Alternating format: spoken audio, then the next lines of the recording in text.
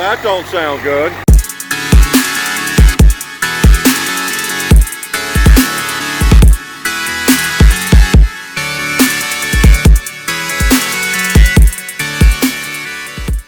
What's up, guys? Welcome back to the channel, welcome back to the driveway, and welcome back in our friend, as per usual, the old street tractor. Alright, from the opening clip there, you guys seen, the bearing in that alternator, well, it's gone. It's done. It's not going to work for us anymore. It's charging fine, the current output's fine, but, you know, I just didn't like this fact that this thing sounds like it's got a bad water pump bearing or something like that when I'm going down the road. So let's go ahead and take a look at what we got. Alright, from our guys over at XDP, we got a new alternator. That's right, there's your part number right there, guys, XD510. Let's go ahead and unpackage this beauty. Look at this thing, just absolutely amazing. It's got that same wrinkle finish that we have on our starter. There you go. Get all the testing information here. Boom. At a low idle, we're looking at 109, 180 amps pulling when this thing is going down the highway. Well, that's a lot of RPM there, but there you go, guys. Let's go ahead and get the old one removed and we'll check it out. Now, with any electrical install, you guys know this already, go ahead and remove your grounds from both your batteries. You can also validate voltage back at the alternator just to make sure that it has been de-energized, that you no longer have the circuit live. So we're going to go ahead and set you guys on a time lapse. We're going to go and remove the belt and then obviously remove the alternator. What's needed tool-wise? Nothing really made. Alright, so the original tensioners are all 3/8, but mine is 1/2-inch drive. There you go. Tensioner's right down there. Just go ahead and loosen that up and take your belt off. You've got 13 mil here, and right on down here, I'm going to move my damn finger. Alright, right there, you got another 13 mil there with the nut on the back side of the alternator. Now, as far as for the rest of the removal, you got two nuts right here. Boom, boom. And then, yep, there we go. And then, there you go. Then you got your nut right there for your battery cable. So that's pretty much the removal. Install is going to be about the same. We'll go ahead and put you guys on a time lapse. Let's get this girl all removed, and I'll show you the damage from the alternator.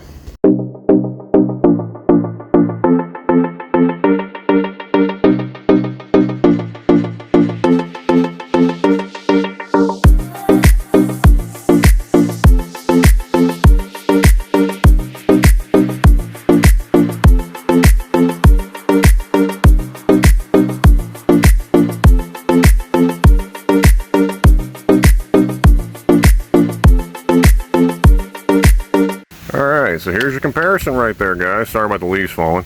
Alright, so you got the original, then you got this guy right here. Let me tell you something. Bearing smooth on this girl. This one right here, not so much. I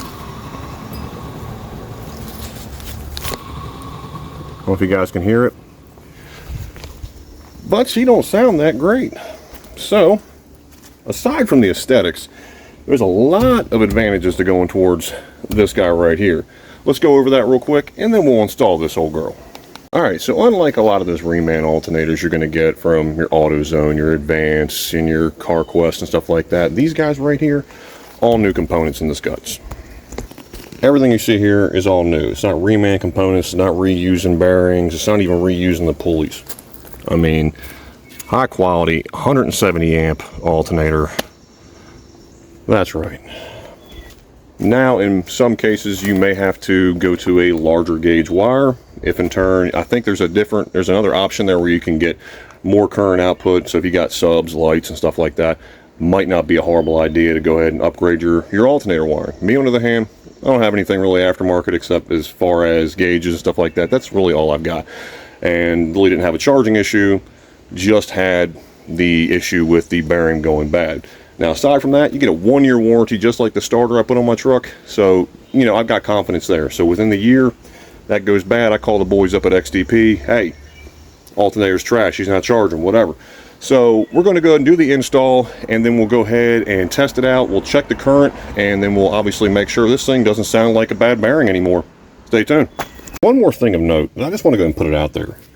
They come with new hardware on the alternator.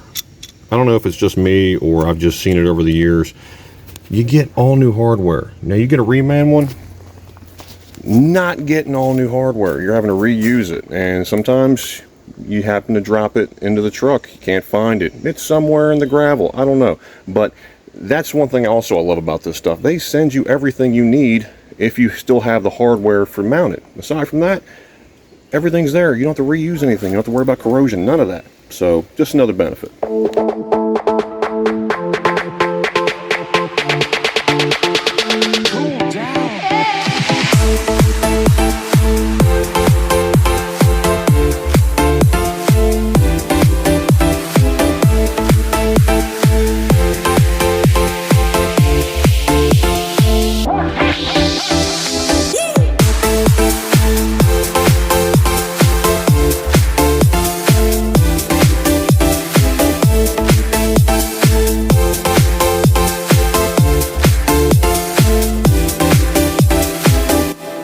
Alright guys, so we got it all installed.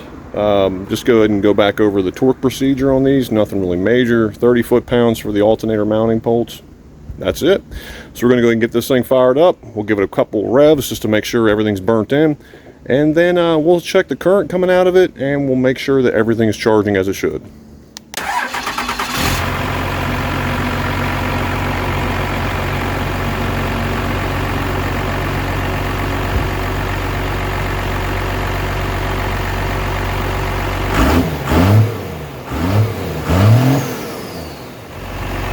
There you go, 14 volts right there. Let's put an amp clamp on it and see how it's doing.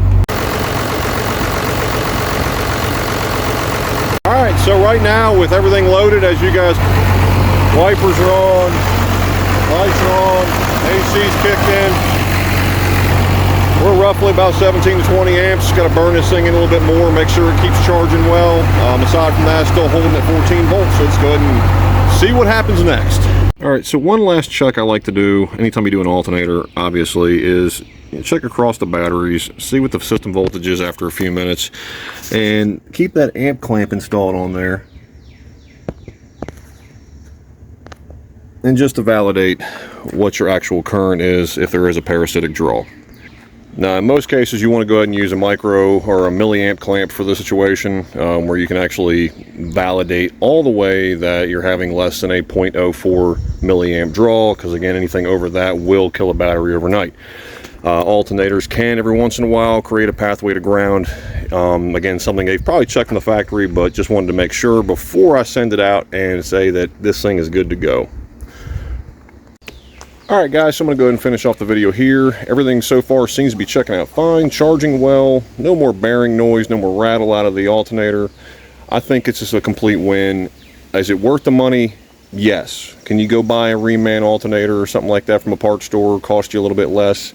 You can. The warranty's not there, and overall the quality I don't believe is there. I've heard too many complaints. The reviews on the reman alternators from all your other discount stores, they're just not there. They're really just a bunch of negative stuff. Plus there's additional work you need to do. This right here is pretty much remove and install. That's all you have to do to go ahead and do this.